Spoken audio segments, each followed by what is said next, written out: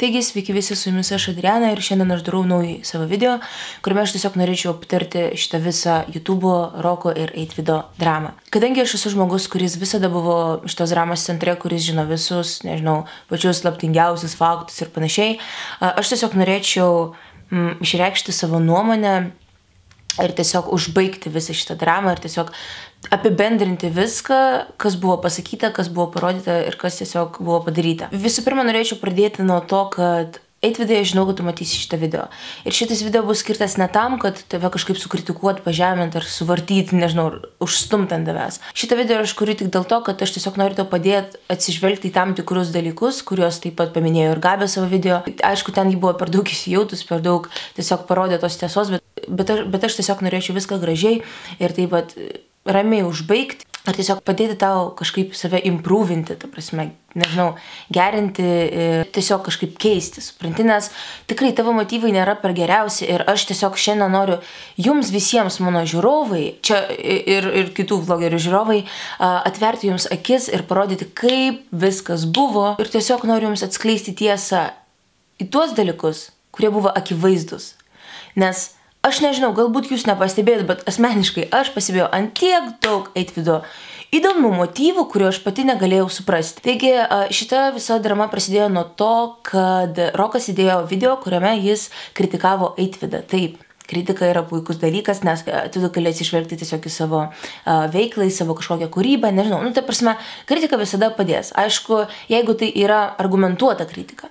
O Rokas tikrai argumentavo ir aš asmeniškai manau, kad taip, šitas video nebuvo vertas tiek dislaikų, kuriuos uždėjo 8vido gerbėjos. Ta prasme, šitas video buvo tiesiog tas video buvo tiesiog informatyvus ir tas video tiesiog turėjo parodyti Roko nuomonę.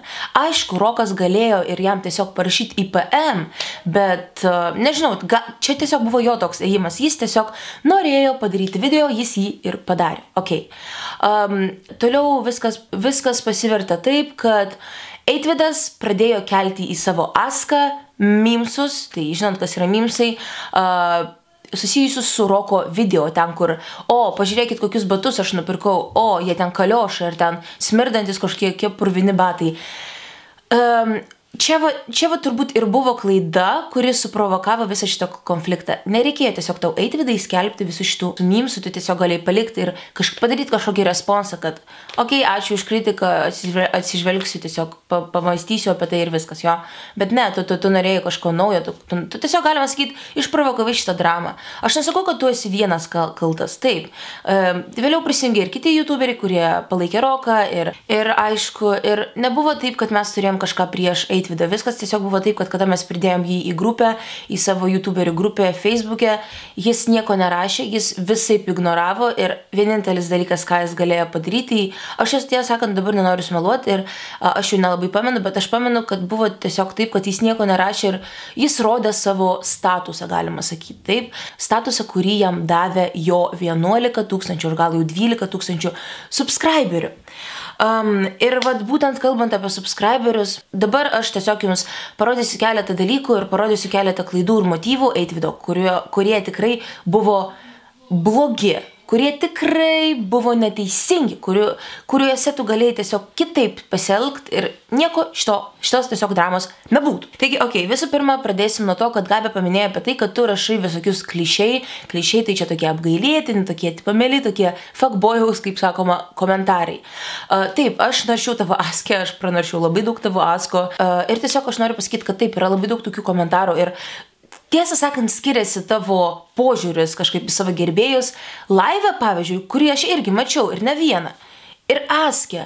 Aš tiesiog suprantu, kad taip sparčiai augantis populiarumas vis tiek sukelia kažkokį šlovės jausmą. Taip, pas mane irgi tas pats buvo, kad aš sparčiai augau, aš irgi jaučiausi, kad atėjo kažkokį dėmesys ir panašiai. Bet vėliau viskas nugeso pas mane, o pas save tai niekas nenugeso.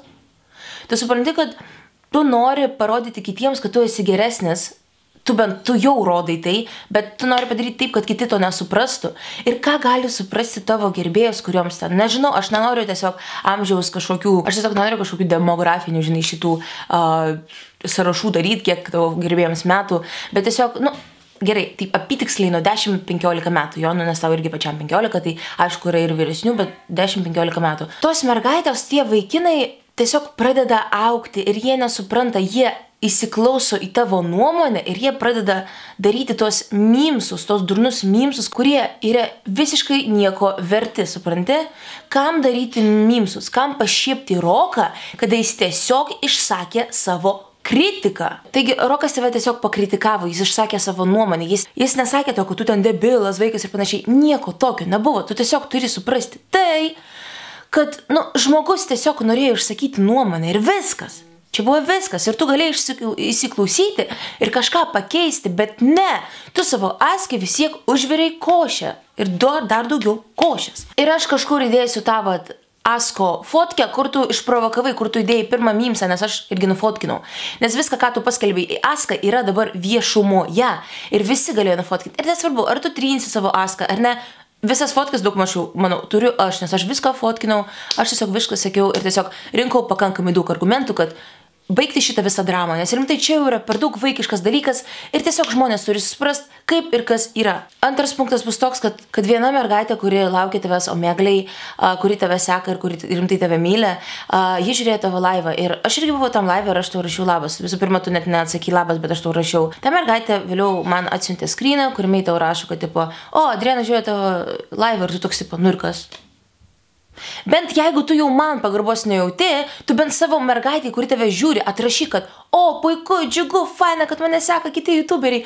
Kaip tau sekasi, jeigu tu jau esi toks mylintis, jeigu tu taip myli savo gerbėjus, tai tu bent jai atrašyk gražiai. Man nereikia tavo, Adriana žiūrėjo mano laivą, man to nereikia. Bet tu bent mergaitį, kuri tave myli, kuri tave seka ir kuri tave palaiko ir nuo kurios priklauso tavo tas pats atlyginimas ir subscriberiai, tu bent jai atrašyk ačiū. Ačiū, kad pranešė, aš nežinojau, aš nepastebėjau. Viskas ir būtų viskas. Bet ne, tu galėjai rašyti, ne, man nesvarbu. Kaip ją jaustis, jie irgi vidada man pradėjo rašyti, kad Eitvydas nedraugiškas. Ir viskas, o būtų viskas kitaip, būtų viskas kitaip. Atsiprašau, kad aš tokia šiandien emocionali, bet tiesiog užknesu situacijas, kuriuose viskas yra akivaizdu ir galima būtų padaryti viską kitaip, bet tu to nepadarėjai ir tu to nepastebėjai. Kaip jau sakiau, tu ignoruoji klausimus. Daugelis iš youtuberių ir aš pati asmeniškai rašiau tau į Aską provokuojančius klausimus ir tu juos neatsakei. Visi rašė į tavo live klausimus ir tu irgi juos neatsakinėjai. Aš pamenu, tu darai vieną live, kuriame tu uždavinėjai labai daug klausimų susijusių su youtuberiais, su šitą drama ir tu nieko, tu net nežodžiu, tu supranti, kad tu nežodžiu nepasakėjai. Tu galėjai bent kažkaip kažką užsiminti apie šitą dramą, bet ne, tavo Askas yra tiesiog katilas, kuriame viskas yra sugrūsta dalykai susijusi su drama. Ir tu ten kažką rašai, kažką skelbi. Nes tengi pas yra daugiausiai followerių, taip? Bet žmogau, tu turi bent jau, jeigu mes negalim susitikti akis į akį ir pakalbėti apie tai, tu bent gali atsakinėti kažkaip live, nes vis tiek žmonės tave mato, vis tiek žmonės mato tavo emocijas, tavo reakciją. Ir tu galėjai bent kažkaip į tai atsakyti. Trečias motyvas, kurio aš visiškai nesuprantu, kaip tu gali stumti ant merginų.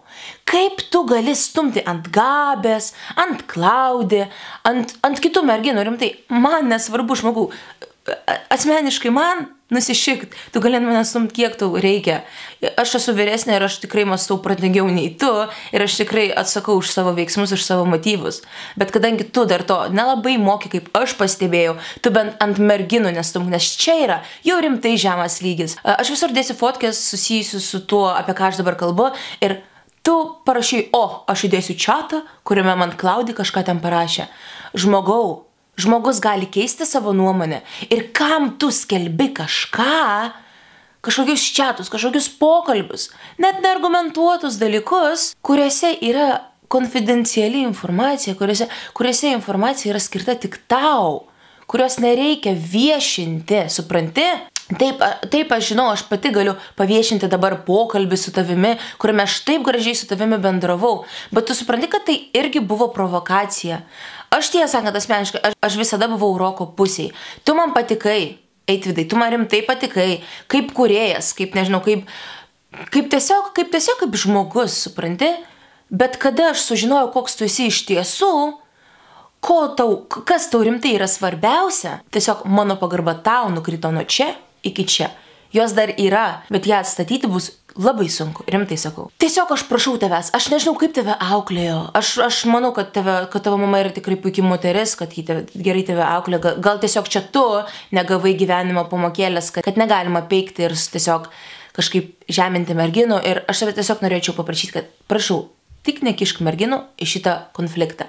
Jeigu tu nori, tu gali asmeniškai man parašyti, aš su tavim pabendrausiu, aš su tavim viską aptarsiu, galim net pakalbėti, jeigu tu nori, bet kitų merginų, tikrai, kurios yra jaunesnės už mane, tu tiesiog nekišk jų čia. Viskas. Aš galiu prisimti visą šitą sunkumą ant savęs, bet rimtai aš atlaikysiu ir aš norėčiau, kad jeigu kažkas būtų, rašyk tu man, o ne joms. Gerai, aš nekalbėsiu apie emoji, aš nekalbėsiu apie hashtagus, nes hashtaguose jis naudoja ir mano vardą, nes žmogus tiesiog norėjo vardu pasipelnyti daugiau peržiūrų, daugiau subscriberių.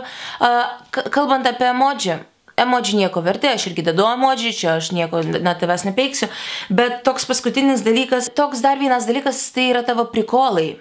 Irgi atsižvelk į tai. Pažiūrėk, paskutinis tavo video, kaip, aš tiesiog nesuprantu, kaip žmonės negali matyti to, kas yra rimtai akivaizdu. Paskutinis tavo video yra pilnai nukopijuotas nuo Edvino. Ir tu sakai, ne, kur aš nukopijavau.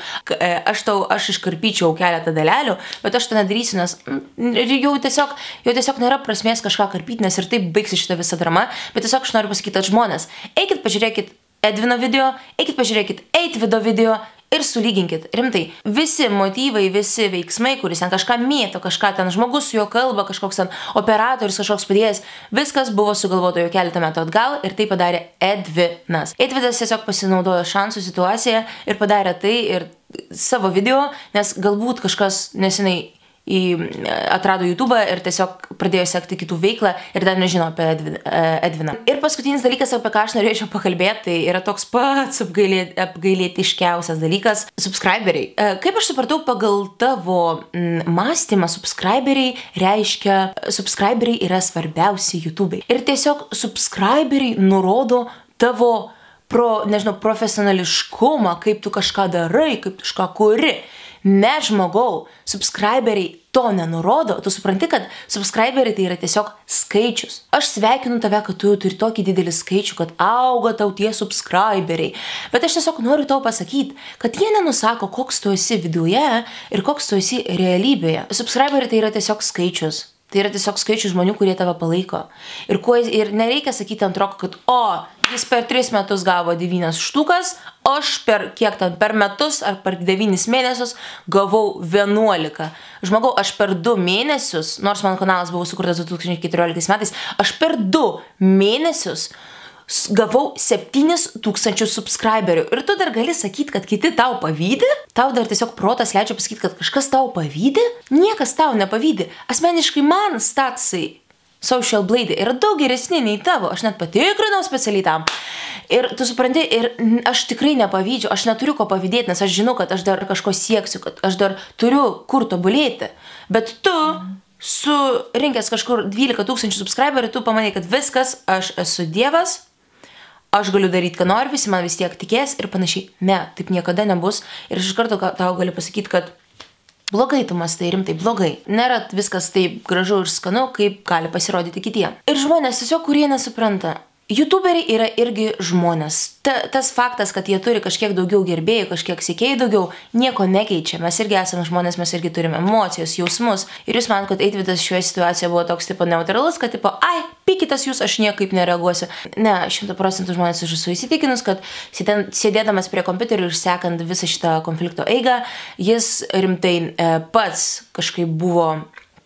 Jis pats turėjo tą nerimą ir pats nervavosi kažkaip, kad tipo, ką man dabar daryti. Ir aš tikrai turiu tam patvirtinimu, kad jis rašė bent vienam YouTuberiui, kad ar tu mano pusėj, nes aš nežinau, ką daryti, visi nusistojo prieš mane ir panašiai. Aš aišku, to jums nerodys, nes čia yra konfidenciali informacija, bet jeigu jums reikia patvirtimo, galite man parašyti ir aš daugmaž jums paaiškinsiu visą šitą situaciją, kaip kas ir vyko, kas kam ir rašė. Ir tiesiog žmonės, aš norėčiau jūsų paprašyti, kad netikėkit viskom, kas vyksta internete. Ir jūs sakot, ir tiesiog žmonės, jūs sakot, kad jūs nežinot Eitvido.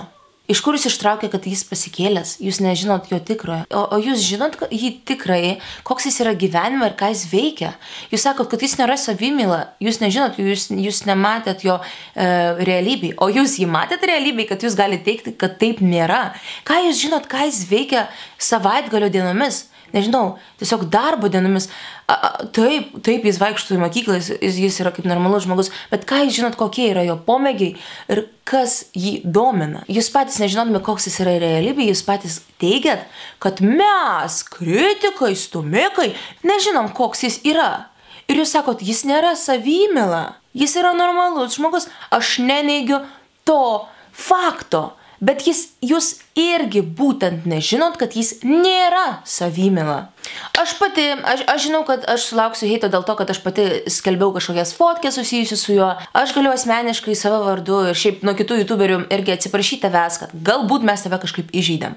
Galbūt tu kažkur nepagavai minties, kokia ji buvo iš tikrųjų, o tu supratai, kad tai yra stumimas ir panašiai. Aš tiesiog norėčiau tau pasakyti, kad mes nenorėjom tavęs įžeisti, bet tu pats išprovokavai šitą visą konfliktą. Atsižvelk į tai, ką aš šiandien pasakiau. Atsižvelk į tos punktus, ką pasakė Gabė, Rokas, Egis ir kiti, ir Nedit. Aš tiesiog norėčiau paprašyti, kad nusileisk ant žemės rimtai, nes subscriberiai neduoda tau kažkokių naujų ir geresnių privilegijų, nes jie augs. Ir kas bus tada 30 000 prenumeratorių proga? Ar čia prasidės kažkoks karas YouTube'ai? Tikiuosi, aišku, kad ne. Dėl to žmonės, labai jūsų prašau, nelįskit į šitą konfliktą, jeigu nesat su juo susiję. Geriau stebėkite jį iš kitos pusės ir viskas jau daugmaž yra išaiškinta. Aš jums daugmaž paaiškinu, kaip prasidėjo, kas baigė ir viskas. Ir jokių motyvų konfliktui mes tikrai neturėjom. Čia buvo tiesiog, Rokas tiesiog padarė video su kritika, tu supratai ne taip, tu pradėjai postinti memsus ir viskas. Ir aš tiesiog norėčiau labai paprašyti tavęs, kad gal tu atsipūsk biški ir pailsėk nuo YouTube'o rimtai, nes galbūt tau reikia laiko sugeneruoti kažkokias naujas idėjas ir kitą video padaryk tokį kokybišką, kuriame jau nebūtų nieko susijusiu su šito konfliktu, jokio responso mes nuo tavęs tikrai nelaukiam. Ir tiesiog norėčiau tavęs paprašyti, kad atsiprašyk visų, kam tu pakenkiai, ištrink savo AskFM visą tą sieną su Roko memsais, bent jau merginų stumimus, kur tu stumėjant merginų savo neutralumu. Reiškia, tiesiog kur klausimai yra susijęs su merginomis, tiesiog ištrink lauk, su manimi gali palikti, man nusišikt, man tiesą sakant, viskas pereina per ausis, man rimtai yra nesvarbu ir aš tikrai esu įsitikinus, kad manęs tu tikrai niekaip neįžeisi ir kad dabar tau net nėra jokių motyvų kažką daryti, kažkokį atsakymą į šitą video ar kažkokį kitą video, nes tiesiog tu supranti, kad dabar tu stovi ant žemės, jau daugmaž stovi ant žemės, kad kiti žmonės jau parodė visus tikrus faktus susijusius su tavimi, bet prašau, nestatyk savęs aukščiau kitų, nes tai tikrai nėra malonu. Ir atrašinėk visiems savo gerbėjams, bent gražiai, jeigu tu net nejauti to, kad reikia kažkaip gražiai atsakyti, tu bent atsakyk. O man gali į PM jau parašyti, kad kaip tu visų negendi, kaip tu visų nemyli, koks tu esi aфиgenas. Viskas. Taigi ačiū labai žmonės, kad žiūrėjote šitą video, tikiuosi jūs jums patiko. Ir šio video aš tiesiog norėjau baigti dramą. Viskas. Tiesiog #taika YouTube'ai ir viskas. Baigiam konfliktus, baigiam dramas, baigiam pyktis, visi turi susijungti į vieną vienybę, nes visas YouTube'as, bent jau lietuviškas YouTube'as, yra labai didelė ir vientisa šeima. Ačiū labai, kad žiūrėjote mano video, tikiuosi aš jums atveriau akis į šitą visą dramą, jūs daugmaž supratot, kas kaip vyko, kas kaip pasibaigė. Aš tiesiog norėčiau paskelbti oficialią šios dramos pabaigą. Jeigu dar bus tokių žmonių, kurie turi kažkokių klausimų, galite užeiti mano Aską, aš irgi, jūs įsivaizduojate, aš net Aską sukūriau tai progai. Jo, tai galite paklausti manęs, aš jums viską atsakysiu. Dar vienintelis dalykas, ką aš norėčiau pridurti, tai kad mergaitės ir vaikinai, kurie stebė Eitvydo kūrybą, neklausykit žmonių, su kuriais jūs nesat pažįstami, kurie konstatuoja kažkokius faktus, bet jie yra tikrai neargumentuoti, nes galima labai daug dalykų išsigalvoti. Ir patys dabar išmeskit visas mintis iš galvos, rimtai apie šitą visą dramą, ar tiesiog pamastykit patys ir išveskit kažkokį galutinį verdiktą. Mano galutinis verdiktas yra toks, kad niekas nėra kaltas, vienas motyvas galėjo tikrai neišprovokuoti šito konflikto ir jūs jau turbūt supratot, kad tiesiog nereikėjo skelbti to memso su Roko, iš Roko video tiesiog. Ir Eitvidai, rimtai susimastyk, rimtai peržiūrėk visą savo kūrybą, visą savo veiklą ir pailsėk. Tai čia yra labai geras tavo patarimas, pailsėk, nes tu ganėtinai dažnai kuri video ir tiesiog aš manau, kad tau reikia tiesiog truputį laisvo laiko savo. Ačiū visiems, kad žiūrėjote dar kartą, su jumis buvau aš, Adriana, žinokit, kad aš labai visus myliu ir tikiuosi, kad daugiau pas mus YouTube'ai tikrai nebus tokių dramų ir nuoširdžiai sakau, kad ačiū jums už jūsų palaikymą, ačiū, kad praleidote tiek daug minučių ir pažiūrėjote šitą video ir aš jūs tiesiog visus labai stipriai myliu. Linkiu visiems gero vakaro.